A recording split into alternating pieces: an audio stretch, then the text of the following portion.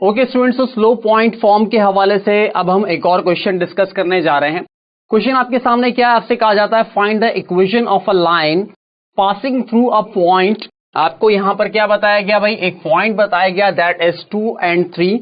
ये 2 और 3 क्या है, मैं पहले भी बता चुका हूं। 2 क्या है आपका भाई एक्स कोऑर्डिनेट है यहां पर, और 3 क्या है वाई कोऑर्डिनेट है।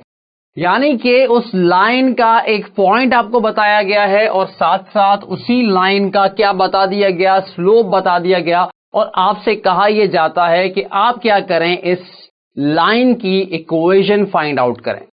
तो चलिए लाइन की इक्वेशन फाइंड आउट करते हैं। और इक्वेशन फाइंड आउट करने के लिए मुझे कौन सी फॉर्म यहां पर यूज करनी होगी, मुझे यूज करनी होगी स्लोप पॉइंट फॉर्म। क्यों स्लोप पॉइंट फॉर्म यूज करूंगा, क्योंकि मुझे यहां पर एक स्लोप यानी लाइन का स्लोप बता दिया गया और एक पॉइंट बता दिया गया है। तो जब कभी भी ऐसी सिचुएशन हो कि लाइन का स्लोप मौजूद हो मेरे पास और उसके साथ साथ उसका एक पॉइंट बता दिया जाए, तो मैं यूज करूंगा स्लोप पॉइंट फॉर्म को।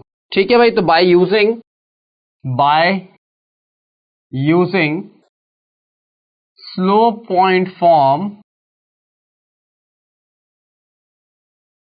हम क्या करेंगे, इसको कैलकुलेट करेंगे यानी फाइंड करेंगे इक्वेशन को। तो क्या होती है भाई स्लोप पॉइंट फॉर्म, आपने कहा भाई y माइनस y1 बराबर होता है m into x minus x1। ठीक है भाई, अब यहां पर मेरे पास जो पॉइंट मौजूद है यानी कि x1 और y1 जो मौजूद है, यानी x1 y1 ये बराबर है किसके बराबर है, आपने कहा भाई 2 और 3 के बराबर है। यानी कि यहां पर जो x कोऑर्डिनेट है वो 2 है और y कोऑर्डिनेट क्या है आपका 3 है।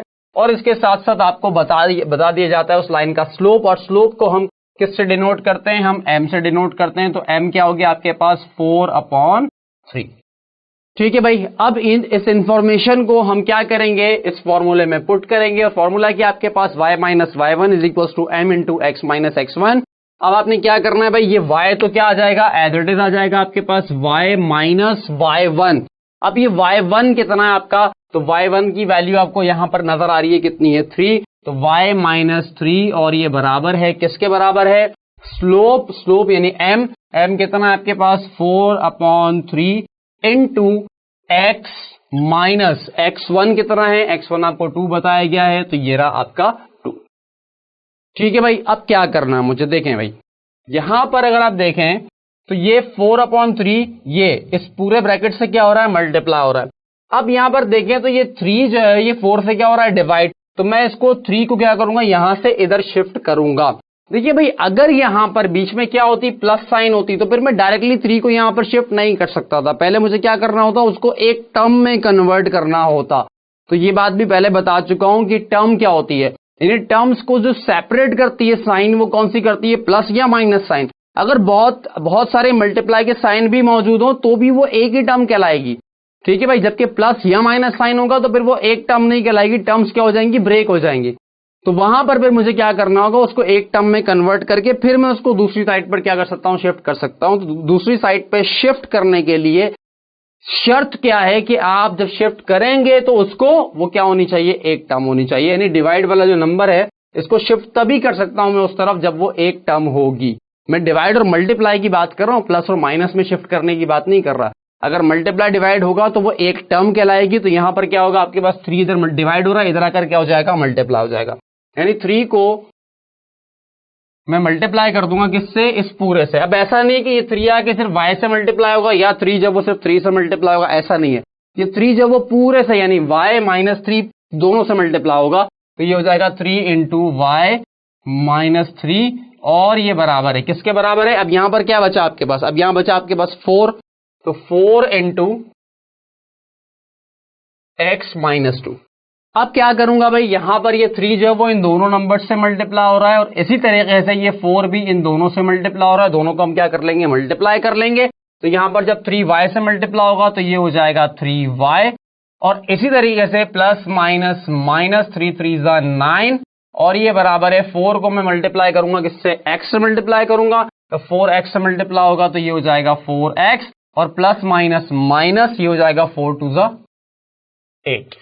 ठीक है भाई, अब क्या करना है, मुझे इसको सिंप्लीफाइड फॉर्म में लेकर आना है। तो क्या करूंगा, मैं क्या करता हूं भाई, अगर मैं चाहूं कि इक्वल के एक तरफ सिर्फ कांस्टेंट्स रखूं तो क्या करूंगा, इस -9 को यहीं छोड़ता हूं और ये 3y मैं इधर ले आता हूं, और इसी तरीके से ये माइनस का जो 8 है उसको इस तरफ ले आता हूं।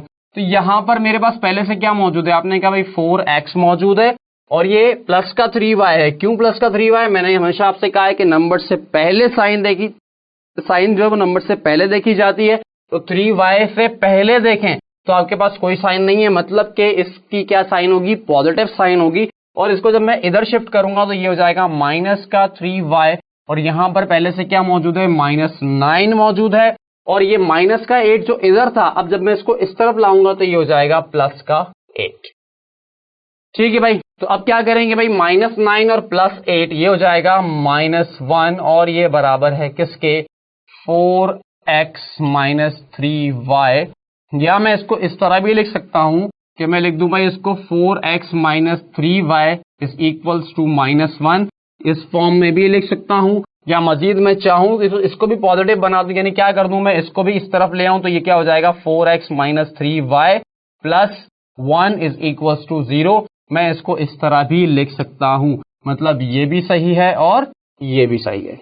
ठीक है भाई, तो ये था एक और केस। मैंने क्यों डिस्कस किया, खासतौर पर डिस्कस करने का रीजन ये था कि इसमें आपको स्लोप किस में बताया जा रहा है, फ्रैक्शन में बताया जा रहा है। ठीक है, अच्छा ये भी मुमकिन है कि आपको जो पॉइंट्स हैं, यानी सॉरी पॉइंट्स नहीं, एक पॉइंट होता है ना यहाँ, तो अगर कोई एक पॉइंट है, वो पॉइंट भी उसके एक्स और वाई कोऑर्डिनेट आपको क्या बता दी जाए, फ्रैक्शन में बता दी जाए, तो ऐसी सिचुएशन भी आ सकती है आपके सामने, तो उसको भी हम देखते हैं। लेकिन उस पर बात करते हैं हम किस पे भाई, अगले लेक्चर में। तो मिलते हैं आपसे अगले लेक्चर में ऐसे केस के साथ जिसमें पॉइंट किस में गिवन है, आपको फ्रैक्शन में गिवन हो। ठीक है भाई, आपसे होती है मुलाकात फिर अगले लेक्चर में।